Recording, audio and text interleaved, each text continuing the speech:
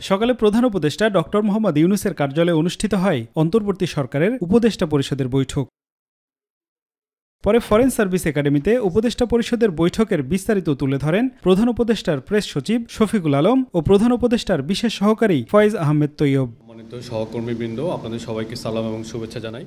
প্রধান উপদেষ্টার প্রেস সচিব শফিকুল আলম বলেন, 5টি ইসলামী ব্যাংককে একীভূত করে শরিয়া ভিত্তিক ইউনাইটেড ইসলামী ব্যাংক গঠনের প্রস্তাব অনুমোদন দিয়েছে উপদেষ্টা পরিষদ। 5টি ব্যাংক একীভূত করে একটি ব্যাংক, ইসলামী ব্যাংক, শরিয়া ভিত্তিক ব্যাংক গঠনের প্রস্তাব আছে চূড়ান্তভাবে অনুমোদন হয়েছে।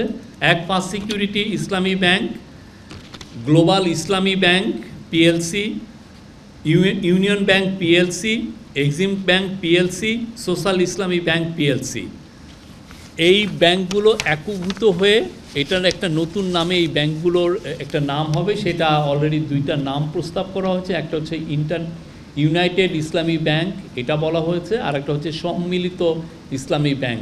এদিকে প্রধান উপদেষ্টার বিশেষ সহকারী ফয়েজ আহমেদ তৈয়ব বলেছেন, আগের ডিজিটাল নিরাপত্তা আইনে দণ্ডিতদের খালাস দেওয়ার উদ্যোগ নিয়েছে সরকার। কুখ্যাত যে ডিজিটাল সিকিউরিটি আইন ছিল, সেই আইনের অধীনে যেই তদন্তগুলো সাবমিট হয়ে গেছে কিংবা যেই রায়গুলো হয়ে গেছে, যারা শাস্তি পেয়ে গেছেন, আমরা আসলে তাদেরকেও অব্যাহতি দেওয়ার জন্য আজকে একটা সংশোধনী উঠিয়েছি।